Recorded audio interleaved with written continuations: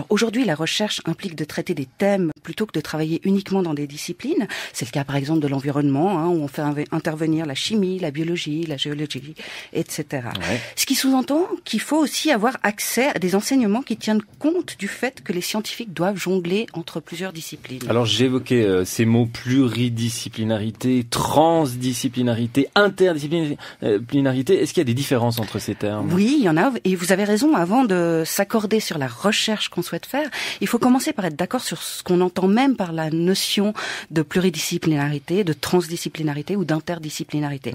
Alors pour situer brièvement, la recherche pluridisciplinaire consiste à cumuler différents apports et différentes conclusions des différentes disciplines. Donc l'étude, elle est en quelque sorte morcelée, on décortique un problème en petites parties et chacun se charge de traiter la sienne. Ouais. Pour ce qui est de l'interdisciplinarité, on franchit une étape supplémentaire, on dialogue, on échange des connaissances entre plusieurs disciplines. Donc, au lieu de travailler par séquence, on aura tendance à travailler en parallèle. Et quant à la transdisciplinarité, elle a pour but de traverser les disciplines et même de les dépasser. C'est un concept qui a été développé dans les années 70 par Piaget. Et le but est d'intégrer et de comprendre au mieux la complexité du monde moderne. Alors ça, c'est pour les définitions, mais il faut quand même admettre que les frontières entre ces termes sont parfois floues et puis chacun invente un peu la sienne. Mais dans tous les cas, l'idée de fond, c'est de résoudre des problèmes, idéalement de trouver des solutions, et surtout de les aborder de manière à être le plus proche de la réalité. Ouais, et donc cette collaboration entre scientifiques de domaines différents semble aujourd'hui inéluctable. Oui, mais à chaque fois que nous en parlons avec l'un ou l'autre de nos invités, il nous dit que cette collaboration et surtout sa mise en application n'est pas toujours une évidence.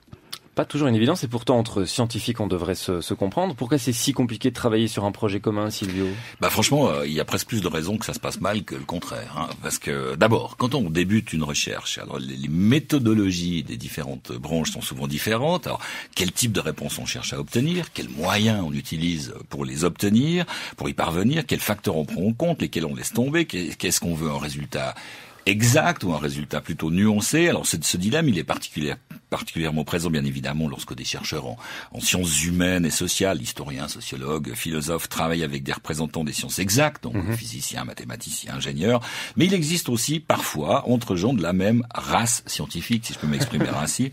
Et puis après, lorsqu'on s'est mis d'accord sur un but et une méthode, il faut travailler ensemble. Oui. Donc chacun doit faire l'effort d'apprendre au moins un tout petit peu de la science de l'autre, et puis il faut se comprendre. Et là, c'est vraiment pas toujours évident. On peut prendre un exemple ? Alors, imaginons que dans une recherche interdisciplinaire qui réunit plusieurs représentants de disciplines différentes, apparaisse tout d'un coup le mot résilience. Oui. Alors, si c'est un physicien qui dit résilience, il parle de l'énergie absorbée par un objet lors d'une déformation.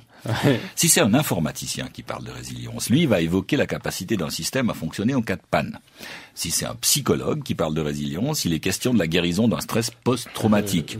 Et enfin, si c'est un ingénieur en thermique, lui, il va parler de la capacité d'un matériau de conserver la chaleur. Tout ça pour le même mot. Résilience. Bref, les scientifiques ne parlent pas la même langue.